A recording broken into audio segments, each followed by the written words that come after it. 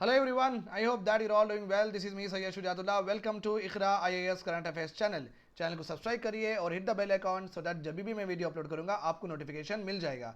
आज के हमारे वीडियो लेक्चर में है दो इंपॉर्टेंट आर्टिकल्स। एक है इंटरनेशनल रिलेशन से, इसके बारे में अपन पढ़ ही रहे हैं, 2 से 3 वीडियो ऑलरेडी कर चुका हूं मैं। ओके, मैपिंग बता चुका हूं मैं आपको, रशिया रिलेटेड जो भी कैस्पियन सी है, यूक्रेन के बॉर्डरिंग कंट्रीज़ क्या है, उसके न्यूक्लियर साइट्स क्या क्या है जहाँ जहाँ पे बॉम्बिंग हुई थी, राइट। और एंड कितने ईस्टर्न यूरोपियन कंट्रीज नाटो में ऑलरेडी जा चुके हैं, और यूक्रेन भी जाने वाला था, इसलिए रशिया ने यूक्रेन को प्रिवेंट करा जाने के लिए, बट वो नहीं सुने एंड वो वॉर ब्रोक आउट हुई। कॉजेस क्या थे एक्सेट्रा, उसके इम्प्लीकेशंस क्या हो गए। फिर operation Ganga which is rescue programme of Indian government to bring our Indians back from Ukraine okay safely. तो इसके बारे में ऑलरेडी जब वॉर चल रही थी मैं बहुत सारी चीज़ें आपसे ऑलरेडी डिस्कस कर चुका हूं। So those are watching me for the very first time, पुराने वीडियोस भी देख लीजिए सो दैट आपको एक रशिया और यूक्रेन के ऊपर एक कंप्लीट डिटेल एनालिसिस मिल जाएगी। बट नेवरदलेस ये जो आज की एडिटोरियल की जो टॉपिक है ये पूरी डिफरेंट है, it has no relation to it. So आपको इतना तो पता होगा ना, रशिया और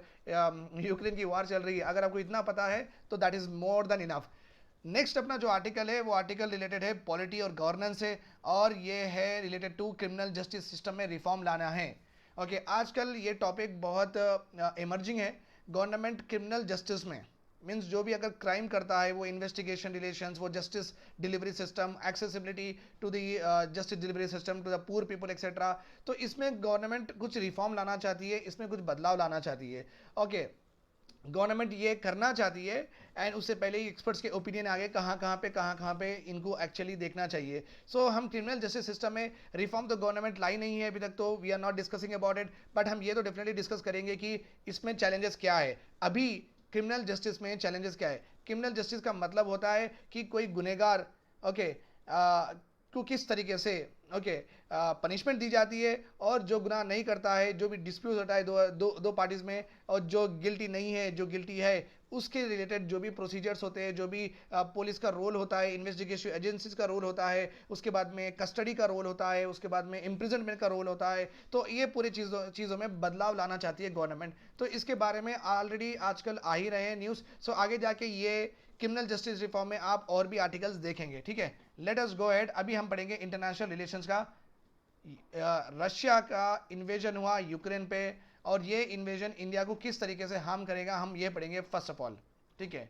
और इंडिया किस तरीके से अपना बैलेंसिंग एक्ट कर सकता है, बिकॉज आपको पता है इंडिया ना तो रशिया के कैंप में है, ना तो इंडिया यूएस के कैंप में है, बिकॉज ये दो जो बड़े कंट्री है ना, ये ऑलरेडी ऑलवेज कोल्ड वॉर में है। कोल्ड वॉर का मतलब है हम हमारे दोस्तों के साथ बैठते ना, ओके, एक दोस्त के साथ हमारा बहुत सारा कंपटीशन है, बट इसलिए स्टिल हम उसको नहीं बताते, हम उसके साथ बिरयानी खाते, चाय पीते, एवरीथिंग करते, बट अंदर ही अंदर हम उससे आगे बढ़ना चाहते हैं। हम उससे आगे बढ़ना चाहते हैं मीन्स डायरेक्टली मुक्के मारेंगे नहीं, डायरेक्टली मुंह जबानी मुंह से गाली नहीं देंगे, डायरेक्टली लड़ेंगे नहीं, बट अंदर ही अंदर ये सोचेंगे कि हमें उसे आगे बढ़ना है, हमें उसे आगे बढ़ना है। This is called as cold war. तो ये दो जो यूएस और रशिया जो वर्ल्ड के सुपर पावर्स हैं, इनके बीच में हमेशा एक कोल्ड वॉर चल रही है after the world war two. क्योंकि पहले तो ये गन से, बारूद से, बॉम्ब से लड़ते थे, उसके बाद में वर्ल्ड वॉर टू होने के बाद में 1945 में यूएनओ आने के बाद में अभी ये बमबारी से नहीं लड़ रहे हैं, अभी ये कोल्ड वॉर लड़ रहे हैं अंदर से। तुम आगे या मैं आगे, तुम आगे या मैं आगे, मैं इतने कंट्रीज कंट्रोल करूंगा, आप इतने कंट्रीज कंट्रोल करेंगे, मेरे कंट्रीज में मैं इतने कंट्रीज को इन्फ्लुएंस करूंगा, आप इतने कंट्रीज को इन्फ्लुएंस करेंगे, मेरी पॉलिसी इतने कंट्रीज में चलेगी, आपकी पॉलिसी कितने कंट्रीज में चलेगी, एक्सेट्रा एक्सेट्रा। तो ये पूरा पूरा ये जो स्कैम्बल और आप बोल सकते हैं गैम्बल है, ये दो कंट्रीज की वजह से ही हो रहा है। मेरा तो ऐसी परसेप्शन है कि अगर ये दोनों खामोश बैठ जाते हैं ना, सब अच्छा ही होता है।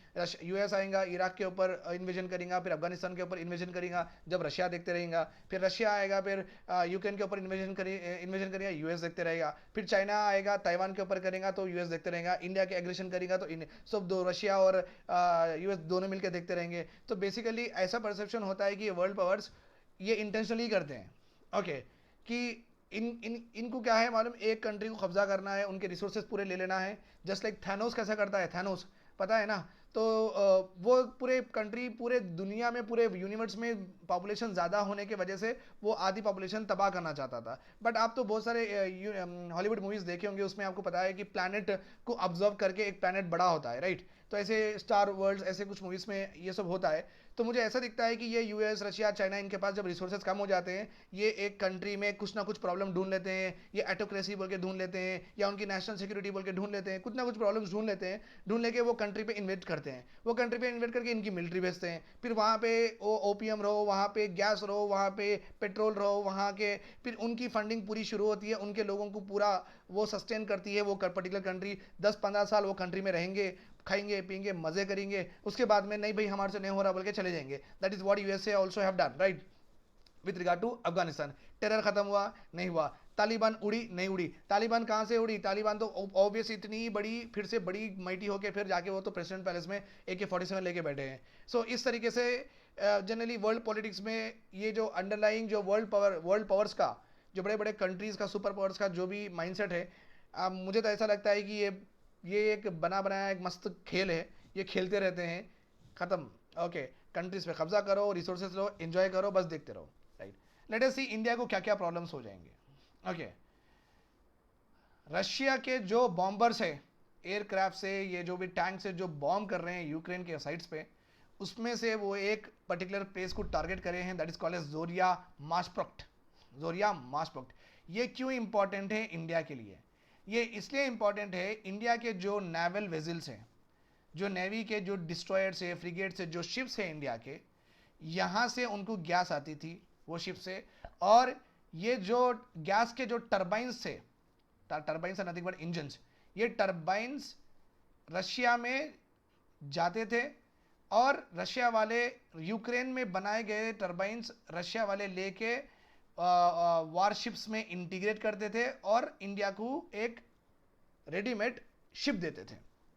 ओके, मींस यूक्रेन गैस का टर्बाइन देगा, रशिया वो गैस का टर्बाइन लेके शिप्स में इंटीग्रेट और फिटिंग करेगा और इंडिया को बेचेगा, राइट। अभी यूक्रेन और रशिया दोनों ही लड़ रहे हैं, ना इनसे अपने को सपोर्ट मिलेगी ना इनसे अपने को सपोर्ट मिलेगी अब, बिकॉज इनको काम करने के लिए ये लोग बोलेंगे आप रशिया से कुछ भी ले रहे तो हम गैस टर्बाइंस नहीं देंगे, ठीक है, और ये लोग बोलेंगे गैस टर्बाइंस आए तो ही हम शिप बना सकेंगे। तो अभी इंडिया की जो डिफेंस सिक्योरिटी है ये बहुत हिट होगी, ओके, ये वार के चलते, ठीक है। और एक बात क्या है, अगर यूएस ज़्यादा से ज़्यादा एक्सपोर्ट कंट्रोल सैंक्शंस लगा देता है कंट्रीज पे, ओके, जैसा कि इंडिया को रिसेंटली बोल रहे थे कि आप मत लो रशिया से वेपन्स एक्सेट्रा, अगर ऐसा कुछ सैंक्शंस और सीवियर लगा देता है और इंडिया को कहता है कि जस्ट लाइक जब ईरान न्यूक्लियर वेपन्स डेवलप करा तो यूएस इंडिया के ऊपर भी सैंक्शंस लगा के बोल दिया था कि आप नहीं लेना, तो अपन 18% ऑयल अपन लेते थे ईरान से, तो हम उसको डिक्रीज करके 8 या 7% लेना शुरू करें। अगर इस तरीके से यूएस डिक्टेट करता है इंडिया को भी कि आप नहीं ले सकते रशिया से, या रशिया से आप कुछ भी नहीं ले सकते, देन अपनी को प्रॉब्लम बहुत ज़्यादा हो जाएगी। ओके, और नॉट ओनली दिस, अगर अपने को सैंक्शंस नहीं भी करे, okay, because of our image etcetera, अगर अपने को सैंक्शंस नहीं भी करे, रोके भी नहीं, बट अगर US wide ranging export controls दूसरे कंट्रीज पे लगाता है जो कि रशिया को जो भी सप्लाई करते हैं चिप्स या रशिया से कुछ लेते हैं, ओके, तब भी हमारी जो इंपोर्ट्स है, हमारे जो डिफेंस इंपोर्ट्स है वो रशिया से आते हैं। जब रशिया को रॉ मटेरियल्स नहीं मिलेगा तो हमारे इंपोर्ट्स कहाँ से आएंगे? तो फिर से अपने को प्रॉब्लम हो जाएगी, अपने मिलिट्री जो भी ऑर्डर्स हम दे चुके हैं रशिया को वो कंप्लीट नहीं होंगे। सो दो प्रॉब्लम्स हो सकती हैं यहाँ पे, इंडिया को डायरेक्ट बोल सकते हैं या अदर कंट्रीज को बोल के रशिया को काम करने नहीं दे सकते हैं। सो दोनों सूरत में ओके, रशिया तो इफेक्ट होगा, रशिया के साथ हम भी इफेक्ट हो जाएंगे, ठीक है। Stockholm international peace research institute, ये एक ऐसा इंस्टीट्यूट है, ये आर्म्स एम्यूनेशंस में रिसर्च करता है, एनालाइज करता है और इसकी रिपोर्ट देता है किसके पास कितना गोला बारूद एक्सेट्रा है और किस तरीके से आर्म रेस चल रही है, कितना ज़्यादा इंपोर्ट कर रहे हैं एक्सेट्रा। ये खाली एक रिसर्च इंस्टीट्यूट है जो कि आर्म्स एंड एम्यूनेशंस में रिसर्च करता है। ओके, इनके हिसाब से it calculated that India purchased 62% of its arms from Russia between 2010 to 2020। इतना ज़्यादा हमारी डिपेंडेंसी हो गई है रशिया पे, 62% हम आर्म्स अपने इंपोर्ट करते हैं रशिया पे। अगर रशिया को कुछ ना कुछ प्रॉब्लम्स कर देते हैं यूएस वाले तो हमारी डिफेंस सिक्योरिटी बहुत कॉम्प्रोमाइज़ हो जाएगी। अगर ये कॉम्प्रोमाइज़ हो जाएगी, अगर अपन एडवांसमेंट नहीं करेंगे डिफेंस में तो चाइना एंड पाकिस्तान फिर नाचेंगे। ओके, सो ये हम एफर्ट नहीं कर सकते, तो कुछ ना कुछ वे निकालना होगा, ठीक है, राइट. ड्यूरिंग पुटिन्स दिसंबर स्टेट विजिट में भी हम $600 बिलियन की जॉइंट वेंचर करे हैं to get what AK-203 rifles. AK-47 तो आप सुने होंगे, इसका एक एडवांस वर्जन है AK-203 राइफल्स इन अमेठी. तो ऑलरेडी एक डिफेंस डील हमारी रशिया से चल रही है, ये डिफेंस डील्स को प्रॉब्लम हो जाएगा. Many analyst in India and beyond conclude that अगर रशिया की सप्लाई इफेक्ट हो जाती है एंड द इंडिया की जो डिपेंडेंसी है रशिया में, रशिया के वेपन इंपोर्ट में इंडिया की जो डिपेंडेंसी है, ये बहुत इंडिया को तकलीफ देगी और परेशान करेगी. That is what the many analysts are saying. Okay, so Indian, properly written here, Indian military cannot operate effectively without Russian supplied equipment, and they will continue to continuously rely on what Russian weapons in the near and middle terms. So बहुत ज़्यादा effect होगी, like that it is saying. So defense related हमारा तो problem बहुत बड़ा हो जाएगा. Okay, अगर ये war से इंडिया को effect हुआ तो fine. Similarly अगर एयरफोर्स की हमारी जो इंडियन एयरफोर्स है उनके पास हम खरीदे हैं किव की एक एंटोनोव प्लांट है. किव की एक जगह है, जैसे लाइक हमारे पास दिल्ली एक्सेट्रा है, उनके पास भी एक किव की जगह है. किव में वहाँ पे एक ये जो आपको दिख रहा है ना, एयरक्राफ्ट करियर बोलते हैं इसको. ये चीज़ें एक जगह से दूसरी जगह लेके जाता है, इसका नाम है एयरक्राफ्ट करियर. ओके, तो किव में जो ये प्लांट है ना, ये प्लांट बनाता है AN-32. इसका नाम है AN-32. ये मेन इंपॉर्टेंट ट्रांसपोर्ट वर्कहॉर्स है अपने इंडियन एयरफोर्स का. इंडियन एयरफोर्स वाले बहुत ज़्यादा डिपेंड होते हैं कोई भी चीज़ कैरी करने के लिए, डिजास्टर के लिए, ह्यूमैनिटेरियन असिस्टेंस के लिए. ओके, अपने सिपाही को बॉर्डर में खाना पहुंचाने के लिए, कुछ भी एम्यूनेशन पहुंचाने के लिए. ये ट्रांसपोर्ट बहुत इंपॉर्टेंट ट्रांसपोर्ट वर्कहॉर्स है IAF का. अब की भी पूरा तबाह हो गया, अभी ये कहाँ से आएंगे अपने पास ट्रांसपोर्ट कैरियर्स, राइट. ये भी एक है. बॉम्बिंग इन यूक्रेन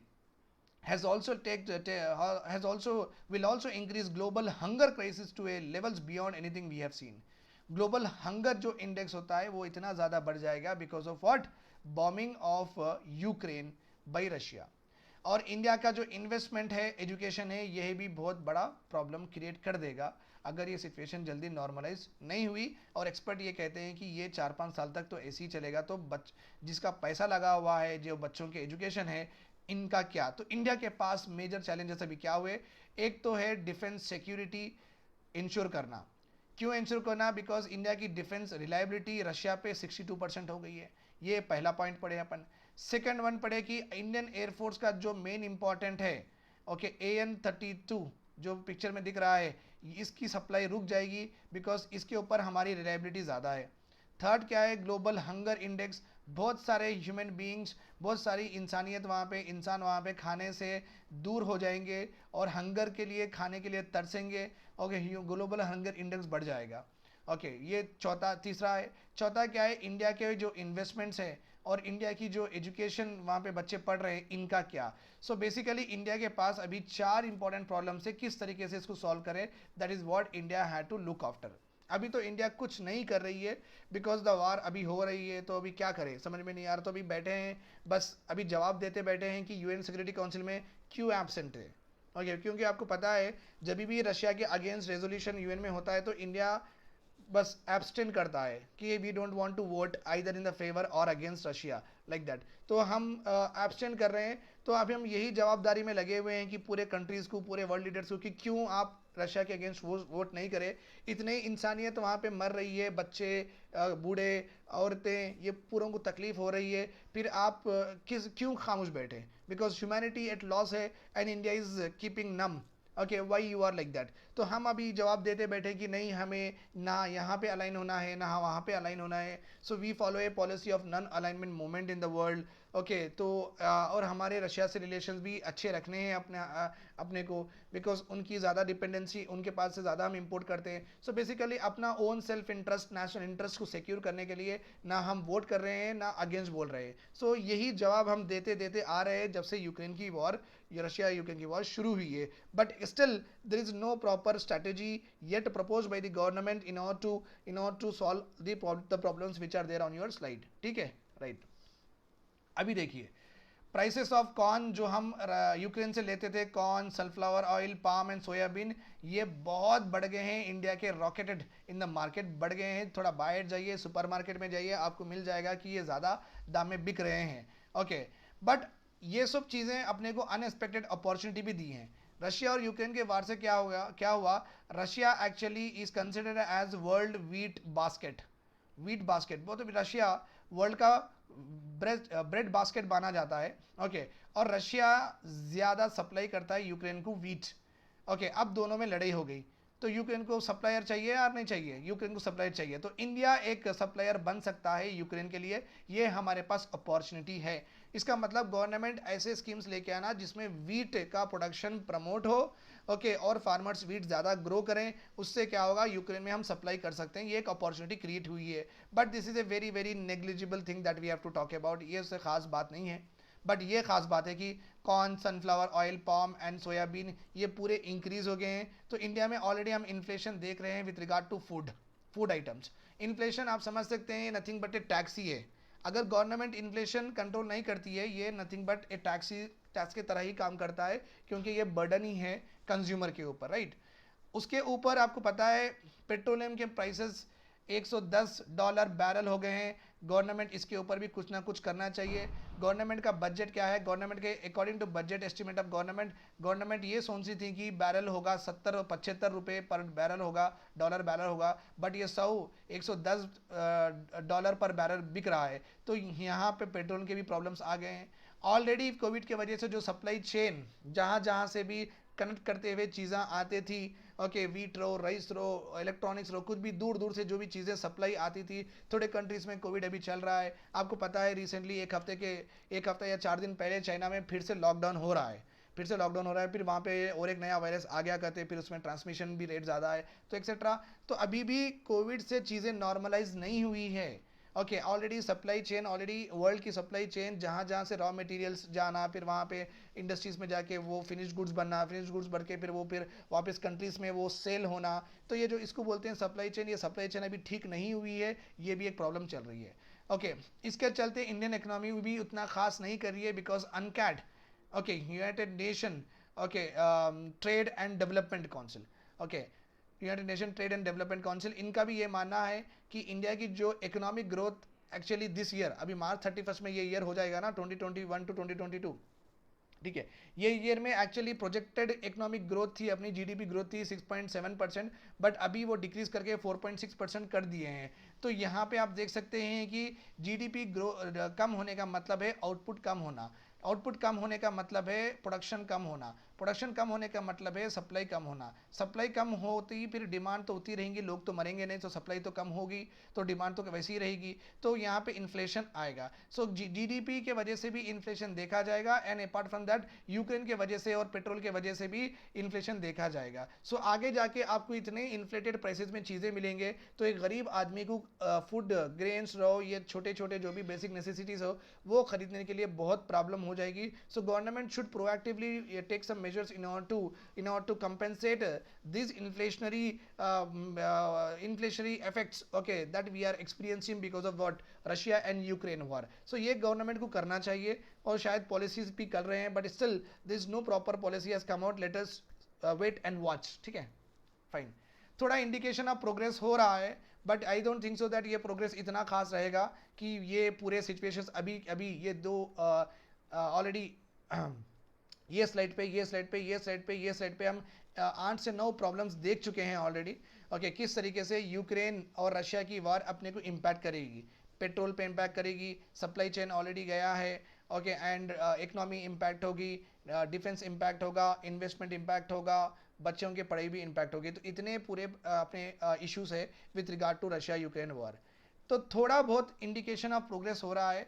ओके, ये चीज़ें पूरे नॉर्मलाइज होने के सिचुएशंस आ रहे हैं। It means why, because Russia और यूक्रेन इस्तांबुल में बात कर रहे हैं, तो बेसिकली ये बात तो कर रहे हैं, वहाँ पे वार भी चल रही है, तो ये सिचुएशन 2-3 साल तक तो नॉर्मलाइज नहीं होगा।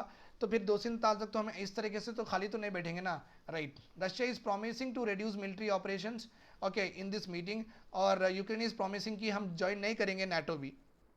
ओके तो दोनों में एक सुलह है, but many of the experts in European Nations ये सोच रहे हैं कि ये रशिया मुंह जबानी ऐसे ही दिल बहलाने बोल रहा है, बट बेसिकली रशिया का एम क्या होगा, थोड़ी बहुत फिर से मिलिट्री स्ट्रैटेजी को रीग्रुप करे, उनके ट्रूप्स को ज़रा रेस्ट मिले, फिर से एक बड़ा स्ट्राइक कर सकते हैं। तो वो सीज फायर में फायर करना सीज करेंगे बोल के बोल रहे हैं, बट भरोसा किसी को आ नहीं रहा है रशिया के ऊपर, बिकॉज पुतिन के जो इंटेंशंस है उससे ये क्लियर होता है कि वो अभी रुकेंगे नहीं, वो पूरा कब्जा करके ही छोड़ेंगे। ओके तो फिर ये जो कंट्रीज है ये ट्रस्ट नहीं है पुतिन के ऊपर की वो मिलिट्री ऑपरेशंस रोकेंगे। ठीक है, तो आप समझ सकते हैं कि ये डिस्ट्रस्ट विल ऑल्सो, जब ये ट्रस्ट में बदलेगा बहुत ज़्यादा टाइम हो जाएगा। So what can we do at this point of time, अभी वो सिचुएशन में 2-3 साल लगेंगे ये सब चीज़ों के लिए। सो ये 2-3 साल में हम 8 जो प्रॉब्लम्स अभी मैं बताया हूँ, सो वो कैसे अपन व्हाट क्यूर करेंगे, that we have to look after. ठीक है, the complete scenario resulted that across the world on various, जो कि रशिया के और यूक्रेन के वजह से पूरे वर्ल्ड में जो जो भी इकोनॉमिक और सोशल लाइफ में प्रॉब्लम्स आई हैं, it will take years to be restored. But एक चीज़ तो यहाँ से निकल के आएगी, अभी पूरे कंट्रीज आर्म्स रेस एक्विजिशन में लगे हुए हैं, आर्म्स डेवलपमेंट में लगे हुए हैं। US has increased the defense expenditure from 686 to 773 billion dollar this year. North Korea कल ही इन्होंने इंटरकॉन्टिनेंटल बैलिस्टिक मिसाइल बनाई है और ये क्लेम करते हैं कि they can hit USA also, और पॉसिबल रीमिलिटराइजेशन ऑफ यूरोप होने वाला है आफ्टर 77 ईयर्स। यूरोप में जर्मनी, फ्रांस, यूके भी अभी आर्म्स डेवलप करना शुरू करेंगे, बिकॉज रशिया के जो माइंडसेट है, ओके इंटेंशन से वो क्लियर नहीं दिख रहे हैं। तो अभी इतना तो ये वर्ल्ड से मालूम हो गया है कि आर्म्स बनाना, आर्म्स प्रोक्यूर करना, और ये एक कंट्री आर्म्स से वेल ऑफ रहना, माइटी रहना, okay so that it can deter any response. So basically अभी ये यहाँ पे ये बताया गया है कि दुनिया तो अब दुनिया के पूरे कंट्रीज तो अब इस डायरेक्शन में चलेंगे कि कितने ज़्यादा आर्म्स ले, ये वार ये तो एक चीज़ एस्टेब्लिश कर दिया है, राइट। अभी वे फॉरवर्ड क्या है, पहली बात इंडिया को over a period of time derussification of weaponry system करना है। रशिया का इंपोर्ट डिपेंडेंसी अपने को कम से कम करते जाना है over a period of time. उसके लिए India should promote what mission mode strategy, indigenisation of military weapons and system, military weapon systems production programme. सो इंडिया को एक मिशन मोड में एक डेडलाइन देते हुए इंटरकॉन्टिनेंटल बैलिस्टिक मिसाइल ये साल तक बना लेना चाहिए, ओके, और रडार्स के ये स्पेसिफिकेशंस के ये साल तक बना लेने चाहिए। तो इंडिया एक मिशन मोड में, ओके, और स्ट्रैटेजिक जो अपने पास नहीं है वैसे जो भी मिलिट्री वेपन्स एंड सिस्टम है वो इंडिजीनियसली प्रोड्यूस करना शुरू कर देना है, okay, and we have to make sure that we are self reliant and आत्मनिर्भर in this particular aspect also. ठीक है, और एक बात है, इंडियाज का यूएन एब्सटेंशंस, इंडिया जिस बार यूएस से यूनाइटेड नेशंस के वोटिंग से एब्सेंट होते आ रही है, ओके, ये यूएस को थोड़ा तकलीफ तो हो ही रही है, okay, as it is 5.4 billion purchase of Russia's S-400 missiles have already prompted US to senators to talk about CAATSA. CAATSA एक ऐसा लॉ है अमेरिका में, ओके, अगर कोई कंट्री ऐसे वेपन्स डेवलप करती है एंड अमेरिका सोचती है कि ये वेपन से उनको खतरा है, ओके, कौन सी भी कंट्री दुनिया में, कौन सी भी कंट्री अगर ऐसे वेपन्स डेवलप करती हैं जिससे यूएस सोचती हैं कि उनके कंट्री को खतरा है, तो वो कंट्री पे सैंक्शंस लगाते हैं, so Washington is furiously signalling, okay, that many our abstention don't mean we are part of Russian camp.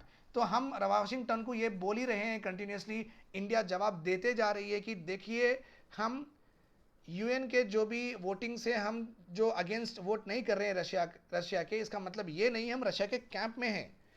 देखो अभी हमारा सेल्फ इंटरेस्ट है, हमारे पास भी हॉस्टाइल नेशन है, पाकिस्तान है, चाइना है, ये सब है, तो हमें भी चाहिए वेपन्स, ओके, ये आप दो या कोई भी दो, बट रशिया से ज़्यादा मिलते हैं, तो हम उनके ऊपर इसलिए वोट नहीं कर रहे हैं क्योंकि हमारे उनसे रिलेशंस ख़राब हो गए, तो हमारे पास फिर डिफेंस की सिक्योरिटी कैसा करें हम, राइट।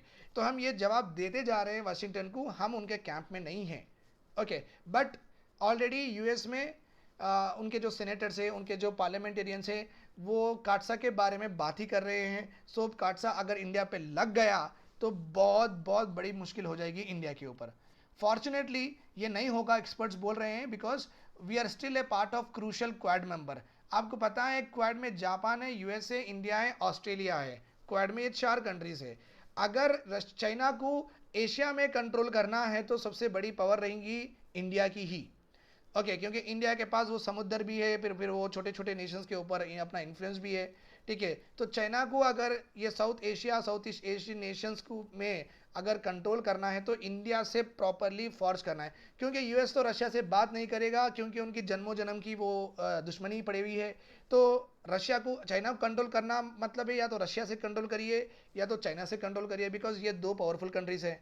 आप रशिया से बात नहीं करेंगे क्योंकि आपकी वो जो मेरे करण अर्जुन आएंगे इस तरह का आपका चल रहा है कि दोनों आप मिलेंगे नहीं कभी। फिर चाइना, फिर यूएस को चाहिए कौन? इंडिया चाहिए, right, to control what? China, to control what? China. तो फॉर्चुनेटली हमारी किस्मत इतनी अच्छी है कि चाइना को कंट्रोल करने में हम बहुत इंपॉर्टेंट रोल प्ले करने वाले हैं। तो यूएस अपने को एग्जेम्पशंस देगा, यूरोपियन यूनियन वाले भी अपने को एग्जेम्पशंस देंगे। ठीक है, आप नहीं भी वोट करें तो कोई बात नहीं, हम समझ सकते हैं। अगर वो इस तरीके से सोचते हैं तो अच्छी बात है, एंड वही होने वाला भी है, एक्सपर्ट का मानना है। ठीक है, this is all about this particular article of international relations, okay, related to Ukraine and Russia. अभी हम पढ़ते हैं क्रिमिनल जस्टिस में कौन से रिफॉर्म्स चाहिए। देखो चैलेंजेस क्या है, चैलेंजेस क्या है? 4.4 crore cases, 4.4 cases are pending before the judiciary. और ये जो केसेस पेंडिंग हो रहे हैं करोड्स में, ये अभी की बात नहीं है। गवर्नमेंट को ऑलरेडी 15 नहीं 25 साल से पता है कि कोर्ट में केसेस इतने सारे पेंडिंग है, इसका कुछ करिए। ओके, ये केसेस इतने ज़्यादा पेंडिंग होना ठीक नहीं है, तो you have to bring in reforms that will expedite somehow the pending cases. Second क्या है? जस्टिस मैकेनिज्म अभी भी मार्जिनलाइज सेक्शन और पुअर सेक्शन के पास अभी भी एक्सेसिबल नहीं है। किसी की चीज़ चोरी हो गई, किसी को कोई बाहर रोड पे मार दिया, तो लोग जुडिशरी में जाके कोर्ट कचहरी के चक्कर लगाना अभी भी नहीं चाहते हैं। उनको वो प्रोसेस ही नहीं पता है, एडवोकेट की फ़ीस दे नहीं सकते हैं, और फ्री लीगल एड कहाँ पे मिलती है यही भी नहीं पता है। तो वो जस्टिस डिलीवरी सिस्टम एक्चुअली हो गया है एलाइट लोगों के लिए। ओके, जिसके पास पैसा है वही जा रहे हैं जस्टिस सिस्टम में, और जिसके पास नॉलेज है, एजुकेट, वही जा रहे हैं, बाकी के लोग नहीं जा रहे हैं। ओके, अगर कुछ प्रॉब्लम हो गया तो भी वो मैनेज कर ले रहे हैं। Justice system follow a transcendental institutional approach. Okay, transcendental institutional approach justice system follow करता है। इसका मतलब क्या है? Okay, transcendental means ज़्यादा से ज़्यादा it will concentrate only on one particular aspect. Okay, not in transcend. Transcend means 4-5 चीज़ों को कनेक्ट करते हुआ अगर आप रिफॉर्म लेके आते हैं तो दैट इज़ बेटर।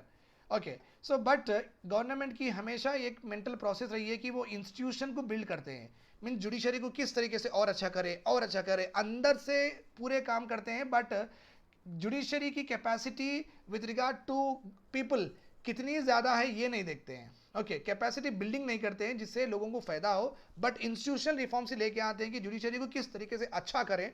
ओके, और किस तरीके से अपॉइंटमेंट सिस्टम कैसे, किस तरीके से अच्छा करें, इन्वेस्टिगेशन सिस्टम किस तरीके से करें, सो एक्सेट्रा एक्सेट्रा, अंदर ही रिफॉर्म लेके आते हैं। बट चाहिए क्या?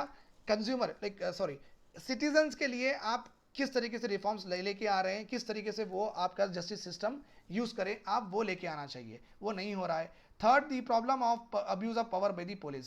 अभी जो अपने जुडिशरी में जो भी जजेस काम करते हैं ना, इनकी माइंडसेट पुलिस के इन्वेस्टिगेशन पे ही डिपेंड होती है। ओके, सो ये परसिस्टेंट है। It determines and govern the manner in which police discharge their functions. तो पुलिस के जो भी फंक्शंस वो डिस्चार्ज करते हैं, एफआईआर करते हैं, चार्जशीट फाइल करते हैं, जो भी करते हैं ना, जो जुडिशरी इनके ऊपर ही डिपेंड होती है, इनके इन्वेस्टिगेशन पे। इनका कुछ अपना एक सिस्टम नहीं है कि ये जज करे इन्वेस्टिगेशन को।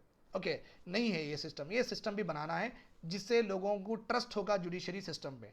ओके, फोर्थ क्या है? Crime prevention. अपने इंडिया में जुडिशरी का माइंडसेट कैसा है बोले तो, अगर कोई रेप करा, कोई मर्डर करा तो उसको सख्त से सख्त पनिशमेंट दो, ये पनिशमेंट से सीखे दूसरे लोग नहीं करें।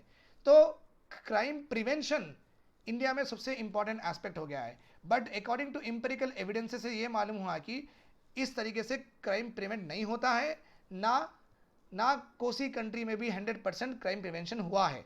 ये अनअटेनेबल आइडियल है, अनअटेनेबल गोल है, ये तो होने वाला नहीं है। ओके, प्रिवेंशन होने वाला नहीं है, तो इसका मतलब क्राइम तो होगा।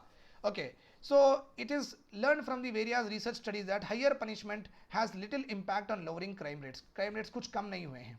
Okay, और community policing mechanisms as also not given much results. Okay, community policing mechanism का मतलब है पूरे एक लोग इकट्ठे, ओके, जो कि वॉच डॉग्स होते हैं, एनजीओस होते हैं, ओके, क्राइम रिलेटेड क्राइम्स को वो बाहर लेके आते हैं, ओके, ये जो लोग मिलके काम करते हैं ना, इन लोगों से भी कुछ ज़्यादा कुछ खास आउटकम नहीं आया है. Fifth, diversionary principles in the treatment of offenders are yet to be materialise. Diversionary principles, अभी गवर्नमेंट का क्या है, ओके, जुडिशरी के का क्या है अभी माइंडसेट कि अगर कोई गुनाह करा तो उसको जुडिशियल कस्टडी में डालो. अब ये नहीं देख रहे हैं कि वो जेल ओवर क्राउड हो गया है, वहाँ पे इतनी ज़रूरत नहीं है ये क्राइम के लिए. गवर्नमेंट ये नहीं देख रही है, जुडिशरी ये नहीं देख रही है. एक ईजी सिस्टम ये लोग अपना लिए हैं, अगर कोई क्राइम करा चलो भाई जुडिशियल कस्टडी में ले जाके उसको जेल में फेंक दो. ये बहुत गलत है. डाइवर्शनरी प्रिंसिपल्स चाहिए. ओके, जहाँ पे आपको कस्टडी में नहीं रखना है आप नहीं रखिए, जहाँ पे रखना है रखिए. तो इसका प्रॉपरली एक मेथोडोलॉजी होना चाहिए कि कौन से क्राइम को कौन से रीजन में आप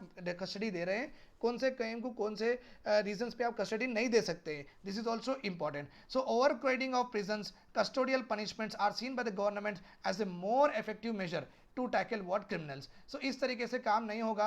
अगर कोई गुनाह करे लेके गए या कस्टडी में डाल दिए तो उसे ओवर क्राउडिंग के सिवा और कुछ नहीं होगा. सो बेटर है कि आप एक सिस्टमेटिक मैकेनिज्म बनाइए जिसमें कौन से क्राइम को कस्टडी में रखना चाहिए या नहीं रखना चाहिए.